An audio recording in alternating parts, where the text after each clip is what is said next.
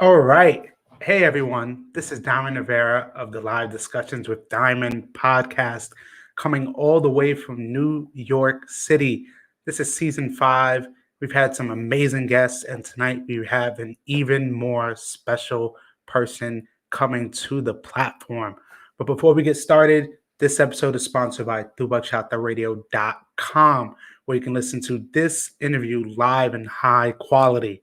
And today, people, we have one of the most impactful, one of the most contributing factors in our dance community over the past 10 years, I would say. From him being a DJ, from him being a promoter and organizer. For me, also, I see him as a influencer.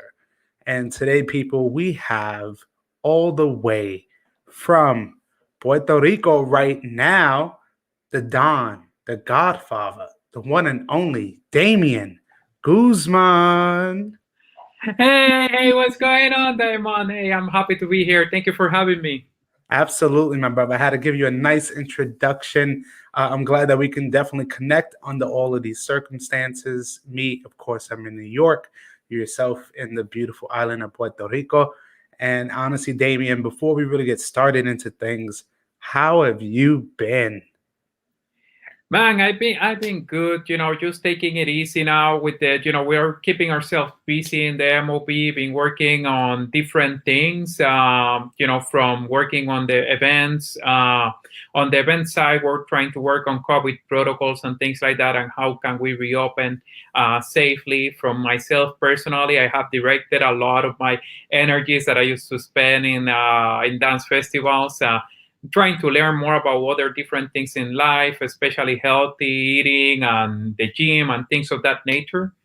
And fortunately, I did lose my dad to COVID. It was a very sad situation, but it's happened. A lot of 2021 did not have the best start, to say the least. Yeah. I mean, again, like I've told you as well, publicly and privately, my heart goes out to you and your family, and also so many other families that have lost loved ones due to COVID. Realizing again how this isn't going anywhere. We've already surpassed 500,000 deaths. And, for me, when I have these dialogues with people like yourself, with artists that I've known for quite some time, I always love to know, besides as a dancer, how you're doing as a person. I think that counts so much more because I think in our dance life, a lot of us have gotten lost in a sense of reality. Kind of you're going to event, you see the same people you network, you socialize, but a lot of times it's hard when you're just asking people how they're doing. But today I think is a chance for us to understand Damien as the dance figure, but also Damien as the person throughout the night, asking tons of questions, kind of understanding who really Damien is. And also, while we have our interview, we'll be having live comments coming in. For example, Miss Cat C showing love all the way in the YouTube world as well. But yeah, Damien, for me, I've seen you so much in flyers, congresses, festivals, socials, you name it, as the Don. Everybody knows you from the creation of the MLB. For me, it's like a dance community. Me as well being a part of it, one of the recent members. And honestly, Damien, I would love for you to kind of take us back before dance got started to help people know who Damien was before dance. Okay. So, Dama, before I go into that, I just wanna just actually just request, 2021 did not start it the best way. I think one of the things I wanted to mention is that right now one of our own actually MOB associates, DJ Celo, he was in a really bad accident, and he's right now in the hospital fighting for his life. He has had already some brain surgeries as his skull cracked and things like that. So I just wanna, you know, just let people know, if you guys can look into my Facebook page or Sammy Celo's page, and also Bloody Aragon's page, and go and if you go into that GoFundMe, and if you can give something, please help DJ Celo fighting for his to fight continue fight for his life. Absolutely. And as well, after the interview, the link to the GoFundMe will be posted right after this interview, as well as DJ Solo, like you said, being a part of the MOB community. Many of us who know him, whether you're in DC or abroad, he definitely is in our hearts and in our prayers for sure. Thank you, Damon. So a little bit about me. How did I start it? So I was born and raised in Puerto Rico. I grew up in Santurce, in San Juan, in the neighborhood of Villa Kennedy. For many of you that don't know, in Villa Kennedy is where reggaeton started. So actually, like Daddy Yankee was one of my neighbors growing up. Uh, but it's also the area of Santurce where I live. It's a Puerto Rican and Dominican neighborhood. So I grew up listening to both salsa and bachata on almost a daily basis. So if you have been to Puerto Rico, you will know that it's impossible to get to not be around music in Puerto Rico because everywhere you go, you go to your barber shop, there's music. You go to the colmado, there's music. You go to Walmart and they're playing salsa. You go to any restaurant, they're playing bachata or reggaeton. So it's almost impossible to get away from music in Puerto Rico. So even you want it or not, the music gets into you.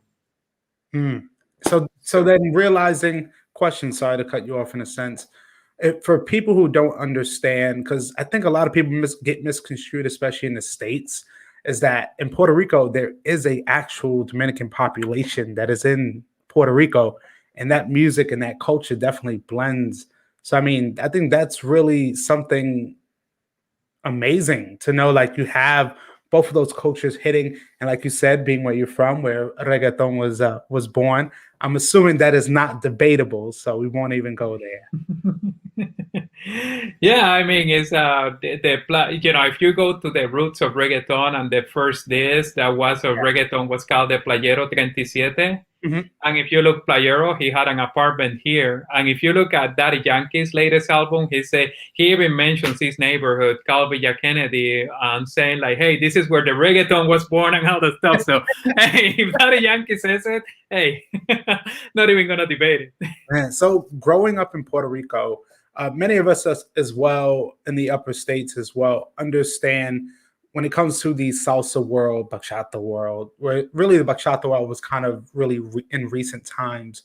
But from you growing up in Puerto Rico, what was it like? Were you always influenced by dance and started to take classes, or this was just kind of more organically, you decided to move and then you got influenced that way? So yeah, I actually fast forward to that. I went to college in here in Puerto Rico. I did my bachelor's in engineering. Then I did my master. Then I started working as an engineer for a company, and at the same time, I started doing my master's degree in business in Boston. And then I finished my master's degree, and I was like, well, now what do I do? Now I have all this free time. And then I have been going out to different places because in Puerto Rico, believe it or not, you dance all the time. Even, I remember as a child that sometimes my family will close off like a section of the street if they live at the end of the street, and then they will just blast music and stuff like that. And everyone will be dancing and all that stuff.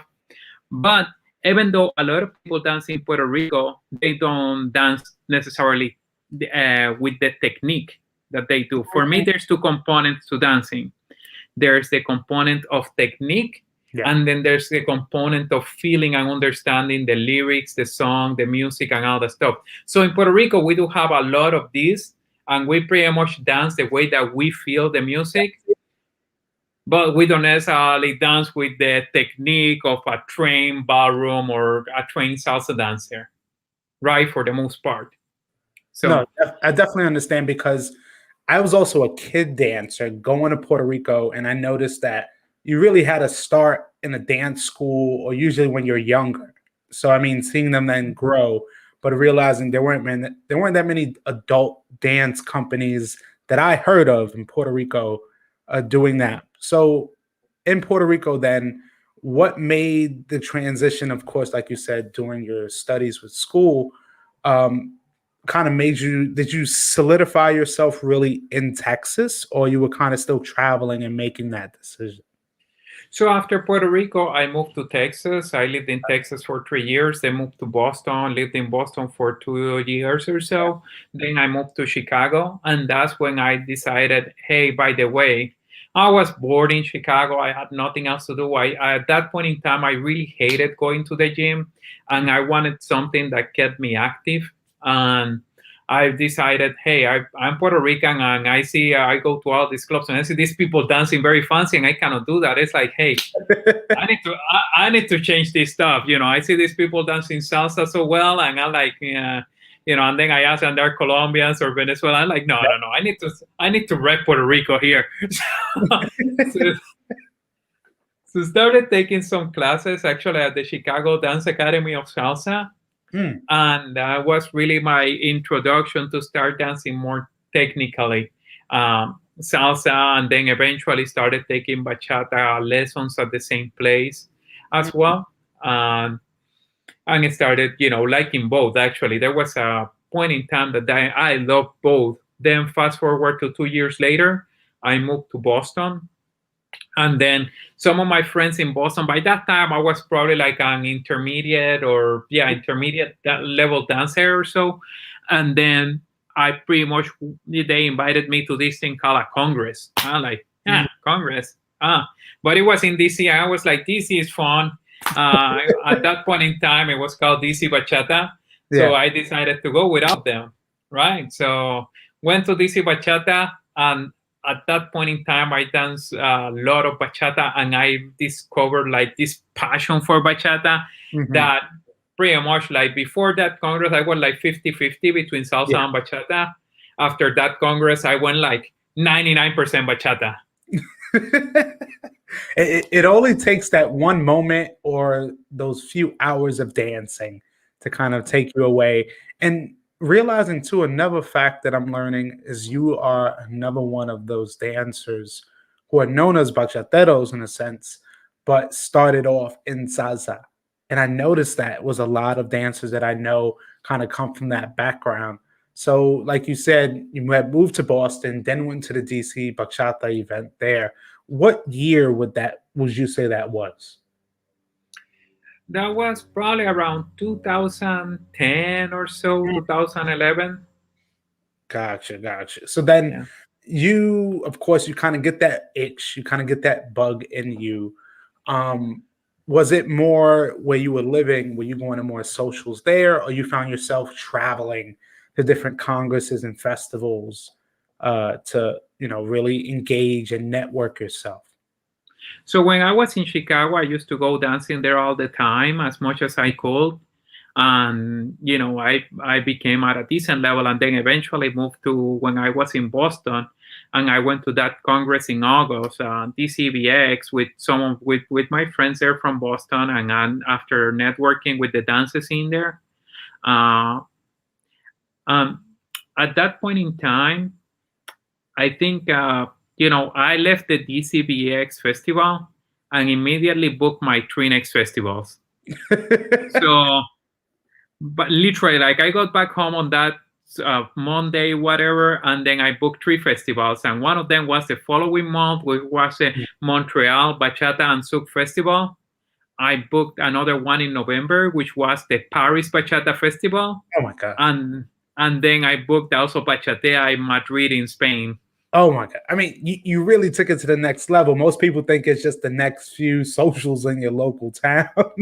But yeah, you went all, but that's also due to you now researching, realizing bachata, how global it is, but the partying aspect. I think that's a big difference. Most people go to events just to dance, but then there's that other atmosphere of like that, bringing that party feel to these type of events. So, as you're, like you said, you're growing as a dancer, intermediate, advanced in a sense. When did it come to a point that you wanted to create something like the MOB? Like, what was the moment that you knew that you needed to create something like this? So just one of my motivations, or actually one of the things that really gave me the tools for this.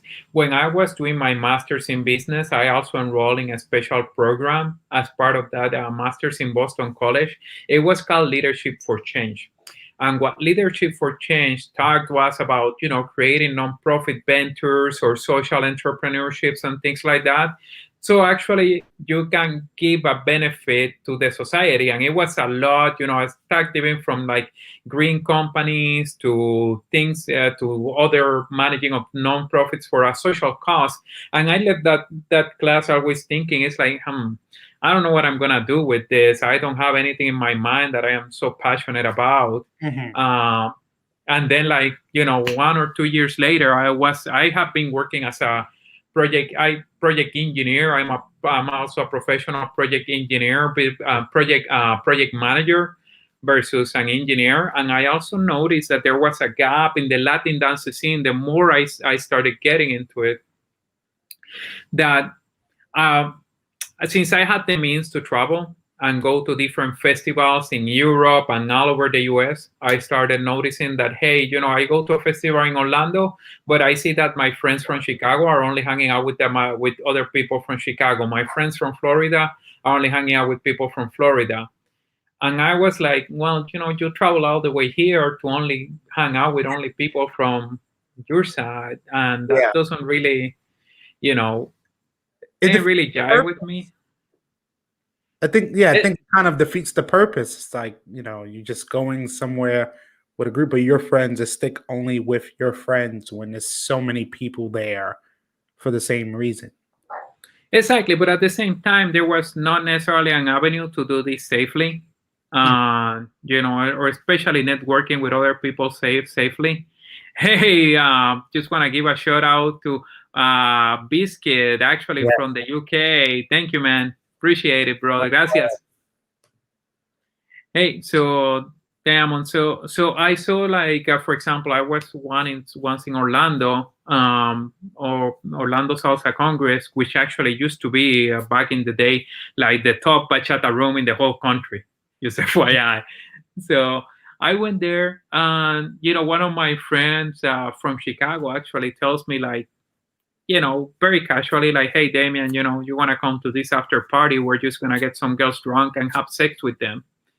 And for me, that was like, yeah, no, I'm not really into that. Yeah. So I mean, I did not go, but it actually started like planting that seed in my head. It's like, this is not the right reason or the right way that we come to these festivals either. Yeah. So gave me some type of motivation, and this was like a year. This was even like a year before I created the MOB. Yeah. Just as an FYI. And then something else happened at the Atlanta Bachata Festival. And this was probably back in like 2014, 2015 or so. And Atlanta Bachata Festival, something magical happened, that we created this group chat. And then people started joining, and then like one of the last days of the festival, I say to everyone, hey, if you have any alcohol left over, come bring it down. I talked to some of the DJs and all that stuff that were there. It's like, hey, can we have an after party here in a public area by the pool and have fun between all of us? And I went to the grocery store right in front of the hotel and just bought a lot of food and things like that for Yeah. people. And this magic thing happened, that everyone started sharing, hanging out, everyone started dancing. Even DJ Soltrix was DJing for us until like 7 a.m. In this other area. That's after the ballrooms closed and everything. And the hotel was supportive of us, so they didn't mind. And I was like, oh my God, I love how this looks like. I mean, can we do more of this? Can we get more people together? Because that got into my head. It's like, wow, yeah, this works as a community. And then after that is that I proceeded to create the MOB, and eventually, along with 6 other people. So the MOB, yeah, I had the original idea, but I had 6 other people that helped me with this venture, actually, to launch it, to come up with the names, to come up with everything. Actually, used to say the names of some of those people. One of them was Ella Potion, that actually she was like potion number 9. Yeah. So we had also Paul Roberts, was another of the original founders of the MOB. He was the consigliere. He's from Florida. So there was also Saulo. Yes. Saulo Calderon he's from Florida as well. So he helped me as well. He's always like the voice of reason. If you don't know Saulo, he's like the voice of reason, and he's an amazing person to be around. There was also Chola from New York. So we had and Rajib from Boston, actually Rajhop Chandani from Boston. He actually is, was the Alma director as well from Boston as well. Mm-hmm. But some of these people helped me create this from the beginning, and that, they helped me choose the name of the MOB. They helped me choose. They even chose my nickname as the Dom, because I was like, I don't know, what do you guys want to call me? I don't care. But I think it's rather fascinating understanding how it all started, all of the pieces collaboratively with everybody together to create this, and people trusting within you what now was going to become like being responsible for a community. And now, of course, there's going to be times where partying, but then soon enough, more people join. There comes a point when people are going to say, okay, what are you going to do now for the community?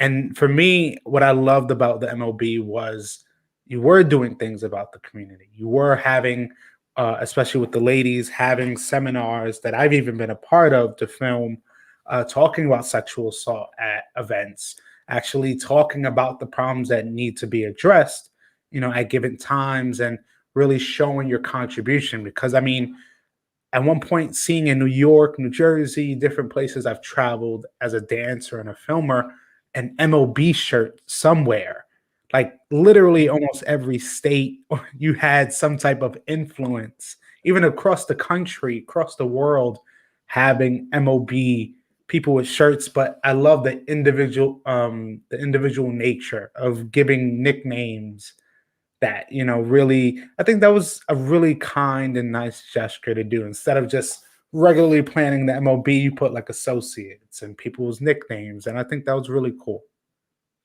Yeah, absolutely. It came from the idea. It's like, okay, why are we called the MOB? When we started all of this, like these parties and stuff like that, this is all underground. This was not like even sanctioned by the Congress organizers. In fact, like you can say that they did not wanted us to do that. So we were like this mob that, will go there underground and crash their party. And why it's also called the Mafia, because we will also negotiate with some of them pretty much, and we will, most of the Congress organizers, actually academy dance owners in the U.S., most of them, they, with all due respect, they understand dancing, but not, and a lot of them do not understand the business side, right? Because, their degree and their passion is on dancing, so they know very little about business. So we wanted to bring some of that knowledge out there as well and help them with their business, right? A Congress is like a project, right? So for me, putting together a Congress is like managing a project. A Congress typically can cost you between $35,000 to $100,000 if you're doing a very large Congress. But the average Congress probably runs around $30,000 to $50,000 to produce. But, I've been a project manager, and I'm managing very, very large projects. And by very large projects, I mean, like, I'm usually in my job and running projects with a lot of different moving parts of up to $100 million.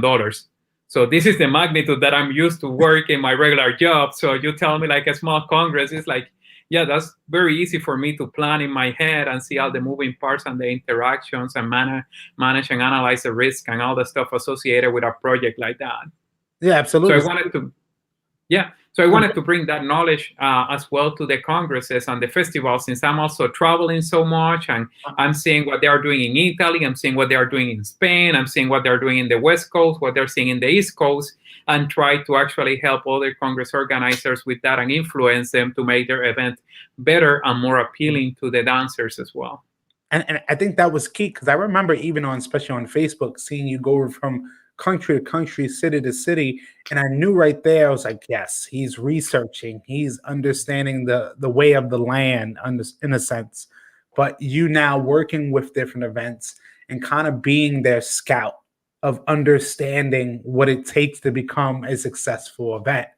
I mean, for me, then seeing what MOB, I think it's a win-win when it comes to having a collective like the MOB or presence like that, which is Mhm. so vast, coming into an event because you're automatically giving 25 to 50 guaranteed seats, and people in the seats guaranteed, if more through word of mouth, over 100, because it can happen. And realizing a lot of promoters, they need that, but a lot of them kind of want to wiggle their way around. But what I love is that the MLB was growing year after year. I mean, going to different festivals and congresses, and every recap video, I'm seeing someone who's from the MLB there. I think that was really astonishing because I'm like, almost every video I'm seeing from every part of the world, there's someone who's affiliated with MLB. And a question now that I have is, you started this collective. Also, a big shout out to the secretary, Envy Nieves, as well, and everything that she does. A question I have is, throughout the years working with the MLB, what was the moment or the point that you realized how impactful this community was?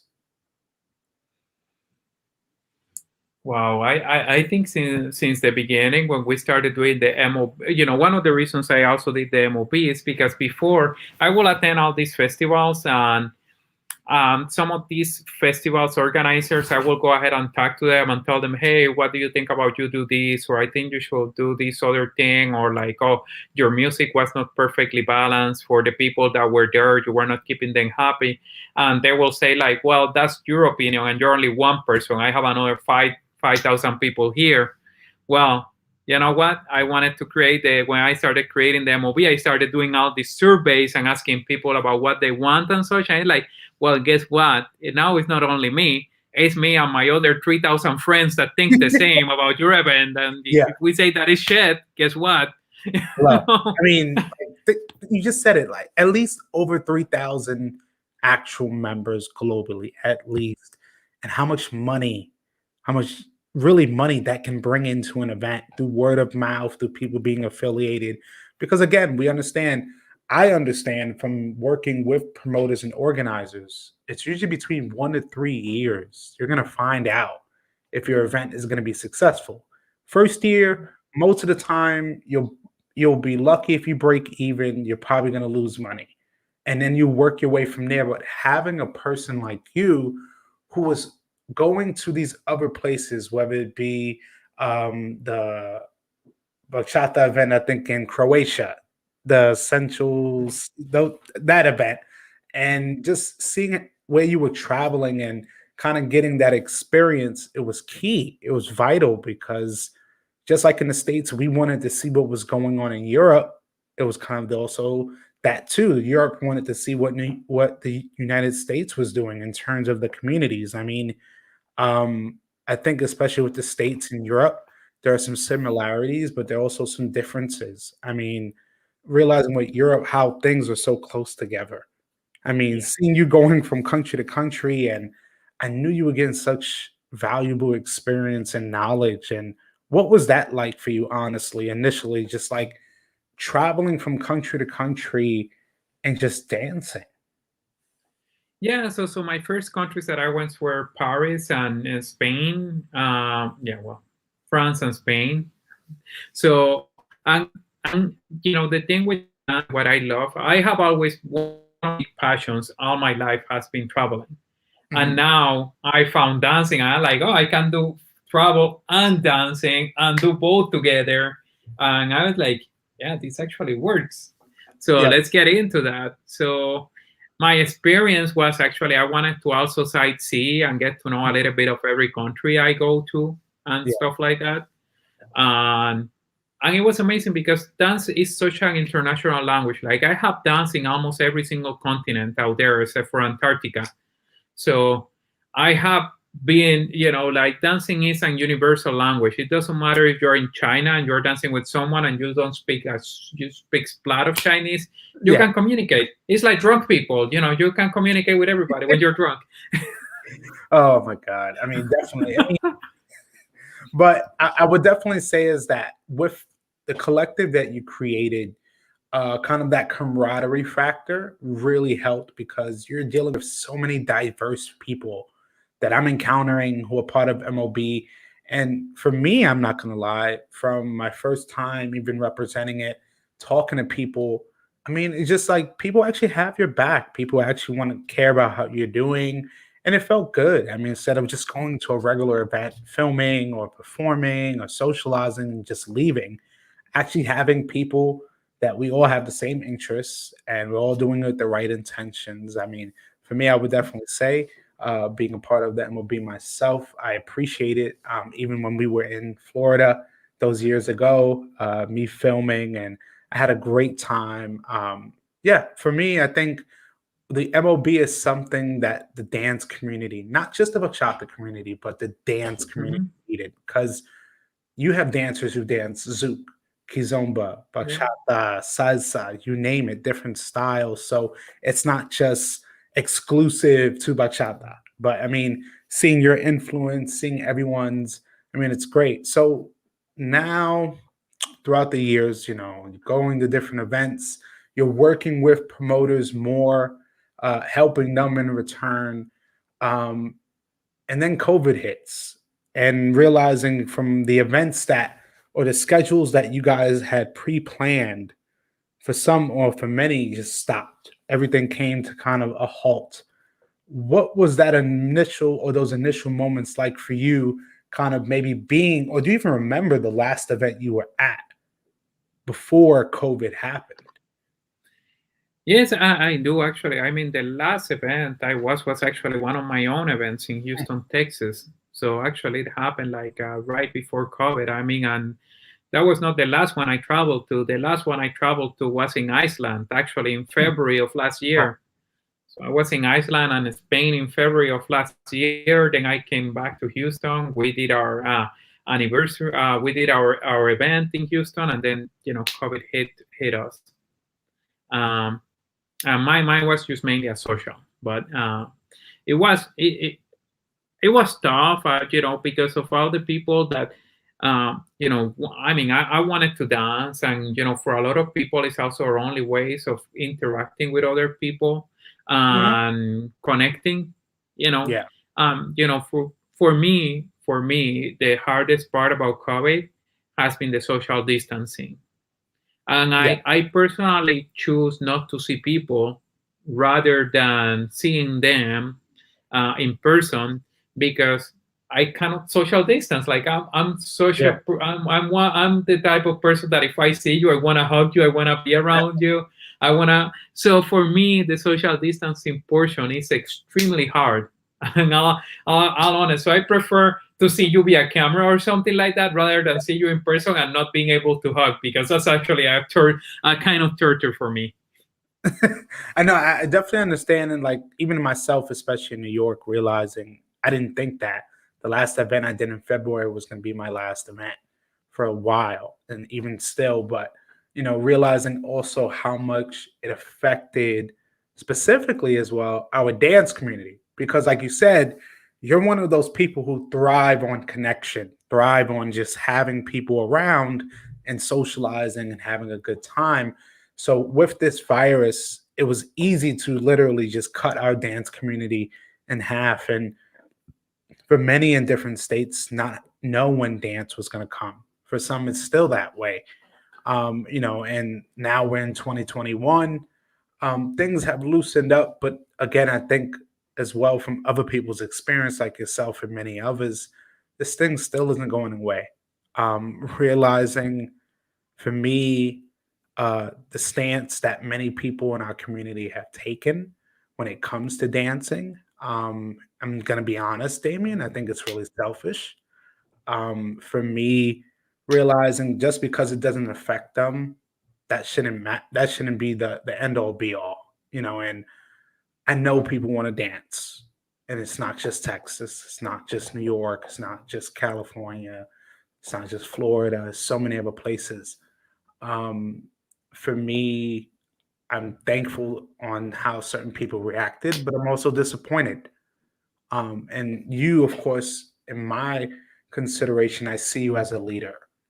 And for me, we've talked about this also privately, but I really wanted to understand your notion on how the dance community has treated this. Yeah, it's. I mean, overall, most of the dance community leaders have reacted in a positive way. I Mhm. will say that, but you still have some of the other dance community leaders that continue doing their parties, that continue doing their thing. And I'll be honest with you, I understand some of them because dancing is their only and sole source of income. What I really struggle to understand is some people that dancing is just like a very minor portion of their income or something like that. And they are, doing parties and things of that nature. So, I really, really applaud like people like Island Touch and DCBX and Rush in Baltimore, which have decided to even cancel, their events and postpone them during the pandemic. And Mhm. you talk about things like TCBX or CSPF and an Island Touch. No, dancing is the only source of income. They do not have any other way of making money, and they're still saying like we care so much about the lives of other people that we are not gonna make any money. We are gonna go ahead and cancel our events, and that sends a very powerful message. You have other people that dancing is their source of income, and they have decided to continue with their events and things like that, or trying to have some sort of protocol. Some of them are trying to do things as safe as possible, Exactly. some others do not. So, and then you finally have some of the other people that dancing, they do not depend on dancing, they're just doing this, and for the sake of doing it. And for me, the dancing that they are sending to the overall community is like, hey, you know what, I care more about dancing than about people dying. So Yeah.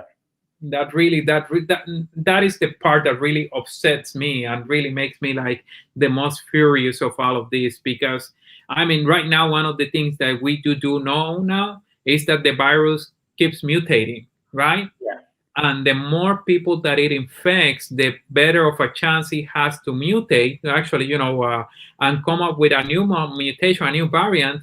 And Mhm. guess what, right now that we're well into our vaccination phase and all that stuff, if you get a new variant that by for any reason is resistant to the current vaccine, we're gonna go back. We're gonna go back, and you don't even know what is gonna happen. The government might start mandating some more serious lockdowns or something like that, or they might be able to develop a vaccine even quicker than what they did. Now that they at least have a template for it, but one way or the other, it can send us back. So why are we, risking it from that perspective as well? Why don't we just wait a few more months? Most of the people are going to be vaccinated, and let's get into it. There's right now not even proof that it has not proven or unproven that if you have the vaccine pretty much, what it does is ameliorates your symptoms and make sure that you either go asymptomatic Yeah. or pretty much have very mild symptoms. But it doesn't necessarily, there's no data that says that you do not transmit, even if you are vaccinated, that you do not transmit the virus. Yes, it probably reduces the transmission by a lot, but you can still probably transmit the virus, or you can transmit the virus. Maybe it has not been proven one way or the other. No, absolutely. And for me, my clear cut stance on it as it shows, hearing from me, the horse's mouth, is I understand, especially with certain states and certain cities, restrictions have loosened. But I would say when it comes to promoters and organizers, if you strictly enforce the safety part, you will have less problems. Understanding just like people have to have their businesses, dance studios open, but we also realize when it comes to that responsibility of when you have events and you're doing it unsafely, you leave more room for incidents to happen. For me, hearing throughout the year already with underground parties and events and socials throughout the states, and in some events, you didn't hear about anything, but in other events, you heard about people getting sick. And realizing if you don't push forward that safety, a lot of people are not going to feel comfortable. Still to this day, people don't feel that comfortable. For me, my wife works in the medical field. I'm gonna listen to her. For me, understanding what she's been through, but many other people in the medical field, out of respect for them, hey, I'll take some more time. But for me, I want my organizers and promoters to take this at least past the year and take those initiatives to become more safe. Having people wear masks, having just people feel more safe than going places. Because again, this isn't going anywhere. And like you said, with this mutation, things are changing. And with dancing, how we're so close knit together, I mean, that's easy a breeding ground. But for me, evidently, my focus is, hey, if we can keep a safer community, our community will come back quicker than longer in a sense. And for me, being able to just have this dialogue with you is really important because, again, like I said, I see you as a leader. So understanding your viewpoint in that is really important. And at least before we get into our segment called the randoms, overall, I would say, Damien, from your humble beginnings to kind of present day, what have been some of the most valuable lessons that you've learned throughout the years? I think, the most valuable lessons is always, stay mindful of other people, and I will say, like, respect everybody else's opinions and views, unless I think that's very important. Those are some of the my key takeaways. Is always stay humble. Like, I mean, I sometimes I go to an event in another country that they don't even know who I am, and people ask me, it's like, oh my god, yeah, who are you? And I'm like, yeah, I'm Damien. I'm just another guy that is here to have fun with you guys.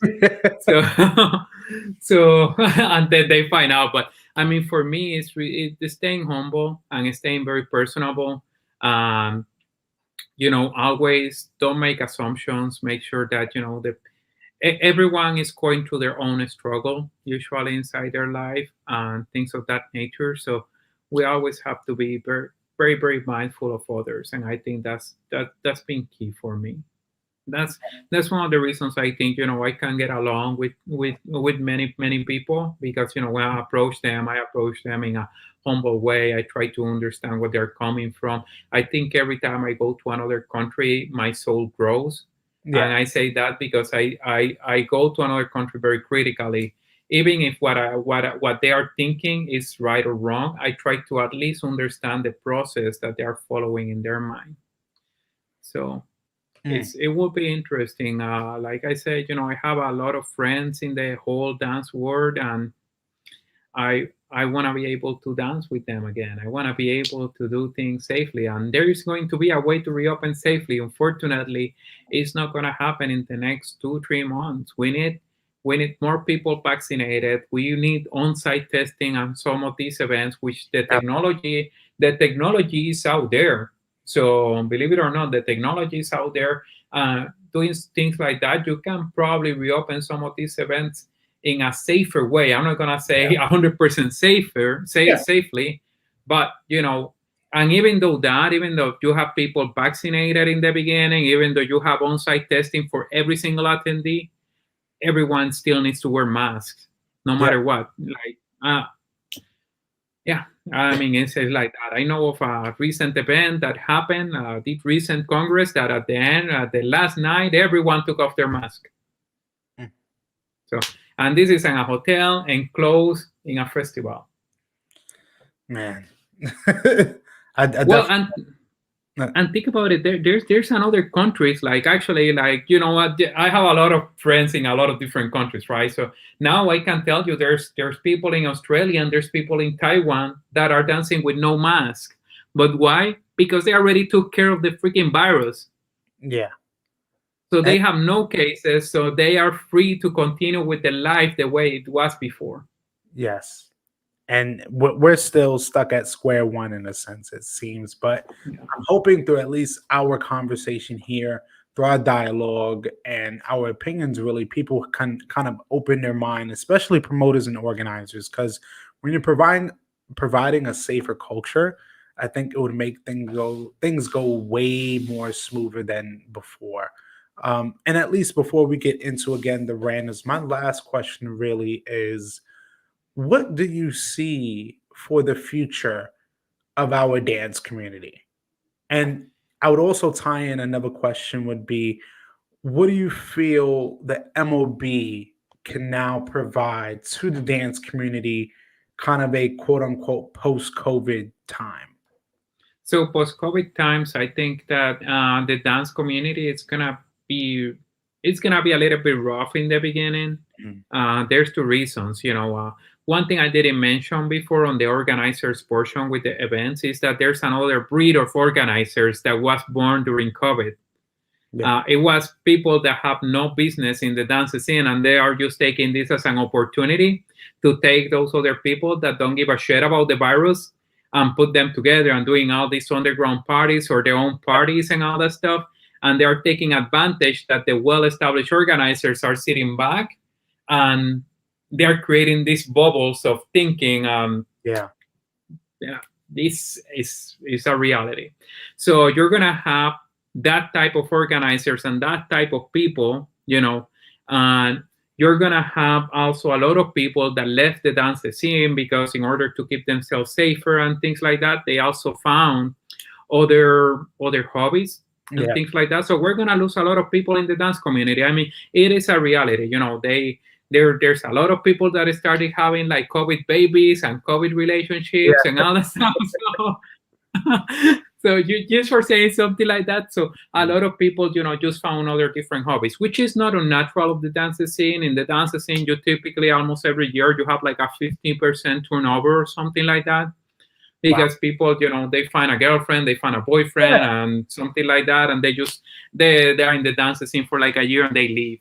Yeah. So I mean, imagine like this whole year without being able to introduce new people to dancing and all that stuff. It's gonna be like almost like we're gonna have to regenerate ourselves to get to the level that we were before. So it's gonna be a little bit rough for 1 or 2 years versus up until we can get to that point that we were before.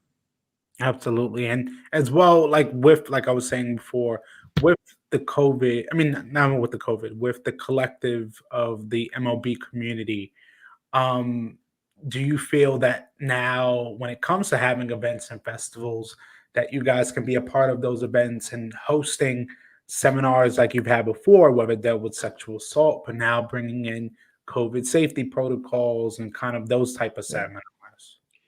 So I will say this, in here in the next month or so, we will be releasing like the COVID safety protocols, and Mm. I will guarantee you that the MOB is not going to support any event this year that does not meet those protocols, those minimum protocols for safety reasons. Because these COVID protocols were not developed by me. Yeah. I actually tasked the MOB secretary, Muñeca Nieves, with like, hey, put together a COVID team and get there. Like, we have a senior scientist in that team from the NIH.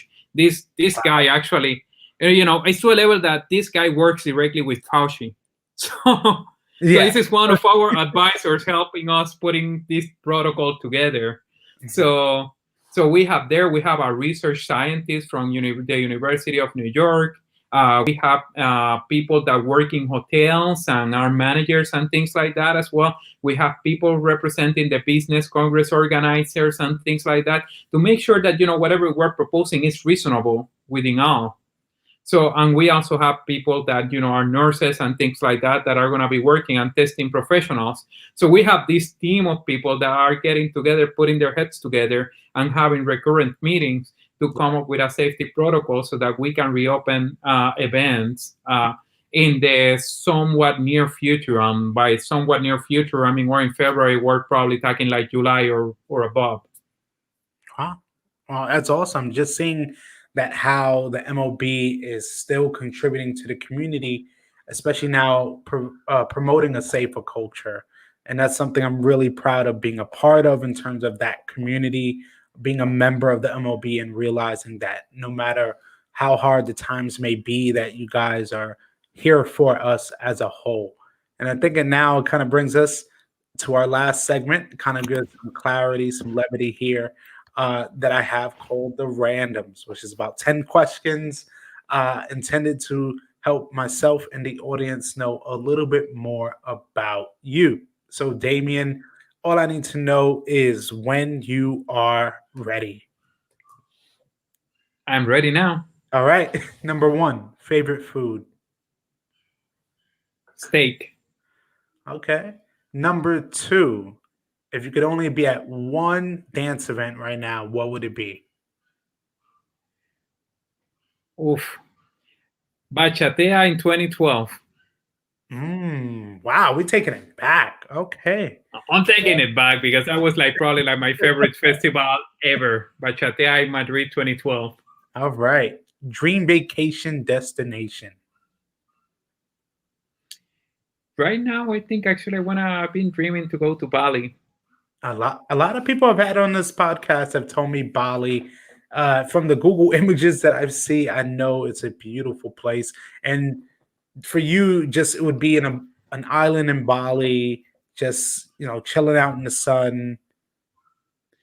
Yeah, I just wanna. I'm just waiting for the right person to come with Oh, me. It's like one of those things that I don't want to go by myself. It's like, yeah, I'm here in Bali. I mean, I definitely understand. All right, next question. What did you want to be at 10 years old? What did I wanted to be at 10 years old? I think I wanted to be a dentist. Wow, 10 years old. Most kids, I mean, most people that I have had on this podcast have never told me dentist to that answer. First one. All right. I like it. I like it. All right. Next question. What would you consider your spirit animal to be? It's probably a lion. Okay. All right. All It's right. either a lion or my dog.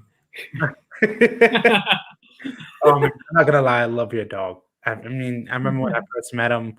Oh my god! I mean, I think it was it at Unity? I think it was at Unity. No, it was not at Unity. I know. I know you brought it somewhere that I seen it. The little Yeah, it was in Dallas. It was in Dallas. Dallas, Dallas. That's what it was. Oh man, that's definitely an event I would love to be at. But next Yeah. question: what is a big don't for someone to know not to do when they're dancing with you? Oh my God, like look away. If I'm dancing with someone, I really want them to be looking at me, or I really hate when I'm dancing with someone and that person is looking like just around the room and all that stuff instead of, connecting with me, because I feel completely disconnected with the person. Nah, I definitely agree on that one. All right, next question would be: what would be your superpower? What would be my superpower? Oh my God, that's a tough one. I will say like probably if I could choose one, reading minds. I don't know if you want to read everybody's mind. That's going to be very interesting. I mean, especially at Congresses in the future. Let's see how that goes. like like that movie, What Woman Wants. Yeah. Yeah, that's definitely scary. All right, next question. Can you give me three dancers right now that if you had the chance you could dance with in a social setting?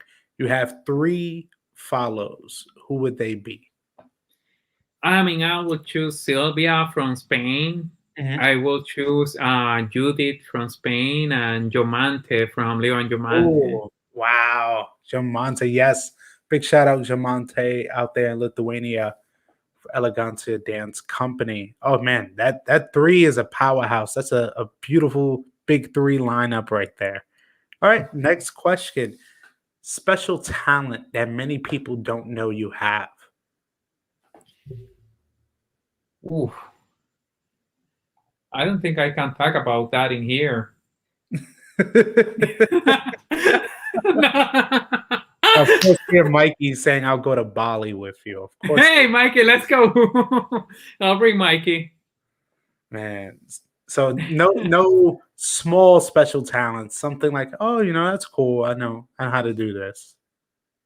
There's a lot of things, but I think one of the key things about me, but I did mention it before, is like a lot of people don't know that I work in business a lot, like for a large corporation, and also I pretty much work in as a project as a project manager. I also think a lot very critically about things.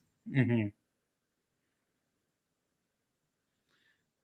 So I think that, and I can, that, and the fact that I can eat a limber in 5 seconds. Oh my god. Man, but I'd definitely say you're a man of many talents for sure. All right, and now it brings us to the last question, which I call the island question. This is how it goes. If you're on an island, I'll even give you Bali. But disclaimer, you have no Wi-Fi. What are three things that you would have to have with you? Oof, in an island, I will have my dog. Okay. So that's one living thing I will have with me. Uh, I will have someone to keep me company. Hmm. So what else? I mean, I can do I can make up with those two, and I can make everything else in an island. I am in an island right now, so I, Yeah, yes, definitely for sure. You definitely can make a lot out of a little in that respect. yeah, if I'm with me, because for me, like I say, someone to keep me company, because I really care a lot about that connection with with other people, and as long as I'm with no with somebody else, like I feel it's gonna be great, because that's one of the things with me. Like I'm a very social person, Mhm. so I really want that social connection. Hey, Ruby, thank you so Yeah, much. shout out Appreciate it. to Rivera from the Texas Salsa Congress showing some love here to Damian. And yeah, man. I mean, like, I definitely understand uh when you say, like, even on that question of like, hey, I can do with these two. That's fine. But I'm hoping you were gonna say for your last one, maybe some food or maybe some music. But I mean, with your dog and a person that you can just talk with and vibe with, I think that is more than enough. And I will actually settle like my 13 to be my cell phone or something like that, to actually at least be able to play some music from it, so I can do something entertaining. But the food and all that stuff, nah, I can find that in the island. Like I can find a river in an island and get some water. I can go fish my own my own fish or anything like that. So kill my own birds and eat them. So yeah, there you go. And a man that knows has no limits to what he knows. And honestly, Damien, I really appreciate you doing this segment for us. I feel like myself and also the audience got to know a little bit more about you. And now it brings us to our conclusion of our talk tonight. And honestly, again, I appreciate everything you've been able to contribute. I feel like this is a chance to, in a sense, celebrate your success over the years. I mean, through just so many experiences you've been through, the valuable lessons you've learned, but also the lives that you've touched and realized, yeah. especially with the MOB, with the thousands and thousands of members, realizing Well, how, through dance, how much it can. Diamond, my success is not only my success. I think, I owe this to a lot of people that have helped me. And I think, it also shows in them as well. And I want to give them, I could have never done this by myself alone. Mhm. Yeah. So I really, really do appreciate it, and appreciate everyone that has helped me throughout this journey. Like for me, like I say, people is very important. I was born in a very, very humble family. Yeah. Like imagine, I remember going to school, and my annual income on my family was less than $20,000 for four of us. Mm. So can you imagine that growing up throughout, with that amount of money? And so the resources you have to from where I was there to where I am now, it's a big difference in my life. But has always been important and key for me to always keep that mentality that I was happy without nothing. I Yeah. will be happy if I have nothing again. So my happiness does not depend on anything material. Mm, man, some valuable quotes there, and realizing, especially from yourself, that, like you said, from your humble beginnings, you still stayed the same course, being the same person, and realizing through all adversity, you will prevail. And definitely, I feel like that message is definitely been put across through our talk today. And honestly, Damien, I really thank you again, because like I called you many times throughout this interview tonight, a leader, because I think you taking that responsibility in that role genuinely. Your community, I know, loves you. I know that your community knows that you're looking out for the best interests of them as well as yourself. But also, you should also know that your community stands behind you, as well as me being one of those members. So again, I thank you for tonight. We've had an awesome talk. I definitely would love to have you on in the future, where we can get a little bit more deeper and talk about Congress life and what it's like for people. If people have never been to a Congress, then you have that opportunity. But at least before we do go, I would love to know if you had any last few words for myself and the audience, but also contact info on where people can reach you for maybe any future projects that you have going on. Well, I just want to thank you, Damon, and thank you all the people that have joined us during this podcast, and also, including Biscuit, Mikey, Brandon, and Ruby. I love you guys, and I really hope that I can see everyone soon, and hope that everyone stays safe and healthy during these COVID times. As far as contact me, they can reach me in my webpage, thedonmob.com. They can find there all my links for my Instagram, my Facebook page, my Mixcloud page if they want to listen to some music. So using my webpage, thedonmob.com. Much. I love it. I love it. I love it. As well as you being a great promoter, also an amazing DJ that I've seen do live sets before. I mean, you can kill it on a social dance floor, and you can kill it behind some controllers. And again, Damien, I really appreciate having your time. I know you're a busy man. And again, I feel like what we had tonight was a building session. And really, I'm thankful that I'm a part of the MOB community, the dance community as a whole, and I'm also glad that we have someone like you. And I definitely can't wait till things get safer and we can all be together again and work under one roof. We're very happy to have you as well, Damon. You're an amazing person. You're an amazing person. And one thing I wanted to actually mention that I didn't said before is that one of the things that really drives me to do the MOB is a few. It has happened a few times that I have had a few people giving me a call or just sending me a random message that they want to talk with me on how grateful they are about the MOB community. Because I remember this particular occasion when someone actually, was wanted to talk with me and was telling me thank you, and I was like, why?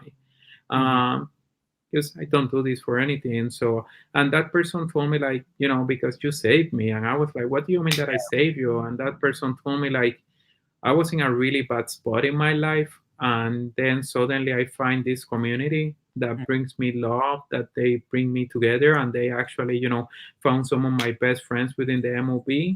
And this really, I feel like saved my life. And, when someone says that to me, that's really what I keep going with the MOB. It's people like that, it's stories like that.